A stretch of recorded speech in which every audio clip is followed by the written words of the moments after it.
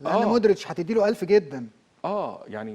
يعني مودريتش، لا ده طبعا، ده مودريتش ده حاجه ثانيه. لو هتدي عبد الله السعيد جدا جدا جدا، هتدي مودريتش كام سنه اللي عنده 40 سنه ده؟ بسم الله ما شاء الله. ده عايزين يجددوا له سنتين، عايز يجددوا له سنتين. فطبعا بس ده غير شيكابالا. يعني في لعيبه عندنا خلي بالك عدت ال 38 المفروض خلاص تبطل كوره، يعني كفايه. وفي لعيبه زي عبد الله السعيد. يعني عبد الله السعيد ده كل واحد مسؤول عن نفسه. ايوه دي وجهات نظر. القرار ده قرار فردي جدا لكل لاعب. تمام، بس انا بقول لك، وجهات نظر. يعني هو مثلا ايه، لو احنا هنتكلم عن عبد الله السعيد 38 سنه، انا بقول اللي لعب سنتين على الاقل في المستوى التنافسي للدوري الممتاز. لعيب كتير جدا.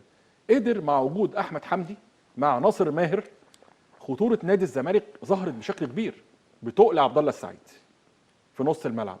الهدف، انا اسف المقاطعه يعني، بس هي الخطوره دي بتمثلها بايه؟ يعني دايما اعرف ان الخطوره دي بيبقى فيها فرص محققه، تمام، هجمات واعده. انا عدى شوط بحاله، ما شفتش عواد وما شفتش مصطفى شوبير غير في الهدف يمكن. يعني الهدف اللي هو الهدف صح كده ولا هدف إيه؟ الزمالك. يعني لما الاهلي والزمالك او الزمالك والاهلي بيلعبوا مباراه ولا عدى مني شوط بحاله وانا قاعد بتفرج، ما شفتش كوره خطر ما بين الثلاث خشبات الاثنين حراس مرمى بدور عليهم طول الشوط الاولاني. دي حاجه مش بعيدا بقى عن قصه المباراه ونتيجتها وظروفها هو الاخر. انا بتكلم هنا على كوره اكبر فرقتين بيلعبوا كوره، احسن فرقتين في افريقيا، اكبر فرقتين في افريقيا. تمام. هو ده المستوى. لما ترجع تقول اللي دول اقوى فرقتين في افريقيا اهلي وزمالك وده مستواهم، هذا مستوى لا يليق بالكره المصريه. انا بتكلم بصراحه.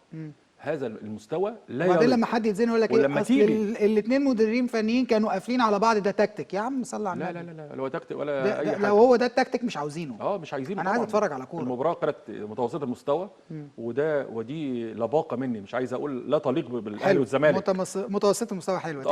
لباقه. انا مش عايز اقول انا مش عايز اقول الاثنين بيلعبوا كوره غلط، يعني مش عايز اقول كده. لكن لما نيجي نتكلم على طريقه الاهلي والزمالك، مش هو ده الاهلي والزمالك. طب هقول لك على حاجه، هو ده، هل ده مستوى؟ انا بقول الاهلي اقل كمان. يعني الزمالك يقول بيلعب وبتاع ولسه لعيبه جديده ولسه بيعمل روتيشن والكلام ده، جوميز ولسه بيتعرف على اللعيبه. لكن انت كولر، انت بالك سنتين.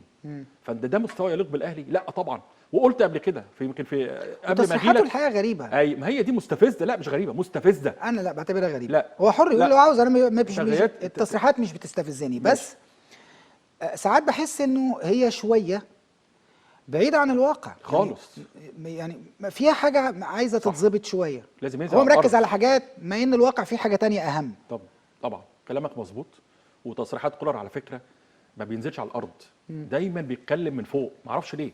حتى في المؤتمرات الصحفية، حتى بتاعه ويلغي ومش عايز يرد على الأسئلة. كولر عنده مشكلة كبيرة جدا لما يجي الأهلي يتعرض لهزيمة أيا كانت. وقلت قبل كده في ماتش بيراميدز 3-0 واللي حصل فيها المشكله بين الشحات والشيبي، نفس القصه حصلت. لا احنا كنا احسن، واصل بيراميدز كان بيضيع وقت. لا يا جماعه، بص يعني انا عايز كولر، يعني بص هنا في مؤتمر كولر يتكلم بمنطقيه شويه.